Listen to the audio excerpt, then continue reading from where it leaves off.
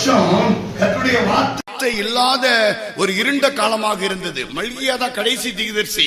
இந்த மல்கியாவுக்கு பிறகு கர்த்தருடைய வார்த்தை என்ன செய்யல, உரைக்கப்படவே இல்லை. அதற்கு முன்பாக 400 ஆண்டுகளுக்கு முன்பாக இங்கே ஒரு வார்த்தை உரைக்கப்படுகிறது. இருளில் நடக்கிற ஜனங்கள் பெரிய வெளிச்சத்துல கண்டார்கள். ஒரு பரிசுத்தவான் இப்படியாக தன்னுடைய புத்தகத்தில் எழுதியிருக்கிறார், இயேசு பிறந்த நாட்கள் உலகம் கனத்த இருளுக்குள்ளாக கடந்தது என்று சொல்லி. என்ன இருள்? கனத்த இருள். ஆமென். எங்கு பார்த்தாலும் ஹல்லேலூயா மரண இருள். எங்கு பார்த்தாலும் ஆமென். நாளைக்கு என்ன செய்வது, ஆமென், அடுத்த நாள் என்ன செய்வது, சபை என்ன காரியங்கள், எதிர்காலங்கள் என்ன, ஒன்றும் இல்லாத இயேசு கனத்த இருளில அவர் அவதரித்தார். இருளில் நடக்கிற ஜனங்கள், மரண இருளிலே குடியிருக்கிற ஜனங்கள், ஆமென், அவர்கள் சந்தோஷப்படும்படியாக இயேசு ஒளியாக அவர் பிறந்தார். ஹல்லேலூயா. ஏசாயா 9 என்ன சொல்லப்பட்டிருக்கிறது? அவர் வெளிச்சத்தை கண்டார்கள். ஆமென். இயேசுவுக்கு இங்க பழைய ஏற்பாட்டில் சொல்லப்பட்டிருக்கிறது வெளிச்சம். ஆமென். இன்னொரு இடத்துல பார்க்கிறோம், அவர் பிரகாசிக்கிற பேர் ஒளியாய் இருக்கிறார் என்று ஆமென் கர்த்தருடைய வேதம் சொல்லுகிறது. யோவான் எழுதின சுவிசேஷத்துக்கு வாங்க. யோவான் எழுதின சுவிசேஷம் 1ஆம் அதிகாரம்.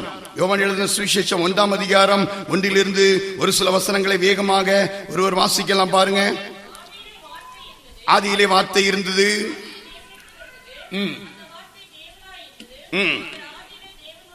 ஆதியிலே தேவனோடு இருந்தார். சகலம் அவர் மூலமாய் உண்டாயிற்று,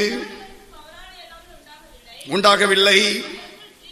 அவருக்குள் ஜீவன் இருந்தது, அந்த ஜீவன் மனுஷனுக்கு ஒளியாய் இருந்தது. அந்த ஒளி இருளிலே பிரகாசித்தது, இருளானது அதை பற்றிக் கொள்ளவில்லை.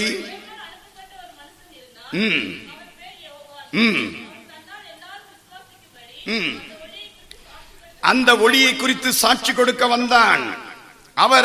அவன் அந்த ஒளி அல்ல, அந்த ஒளியை குறித்து சாட்சி கொடுக்க வந்தவன். உலகத்திலே வந்து எந்த மனுஷனையும் பிரகாசிப்பிக்கிற ஒளியே அந்த மெய்யான ஒளி. அல்லேலூயா. இங்கே யாராவது இங்கே எங்கேயாவது இயேசுன்னு சொல்லி போட்டிருக்கா? ஹல்லேலூயா. இயேசுவை ஏசாயா 9 பார்க்கிறோம். இருளில் நடக்கிற ஜனங்கள் ஒரு பெரிய வெளிச்சத்தை கண்டார்கள். ஒரு வெளிச்சம் உண்டானது, ஒரு வெளிச்சம் உண்டானது.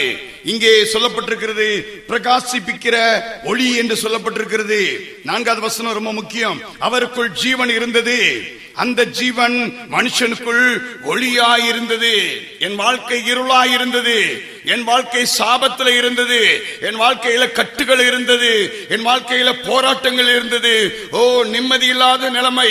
ஓ சிறுவயதிலே தகப்பனும் தாயும் அதை இழந்து, ஓ நான் ஒரு நிம்மதி இல்லாதவனாக, ஒரு ஒளியற்றவனாக, ஓ சாப நிறைந்தவனாக, இருள் நிறைந்தவனாக இருந்தேன். எனக்குள்ளே ஒரு ஒளி பிரகாசித்தது, எனக்குள்ளே ஒரு ஒளி வந்தது.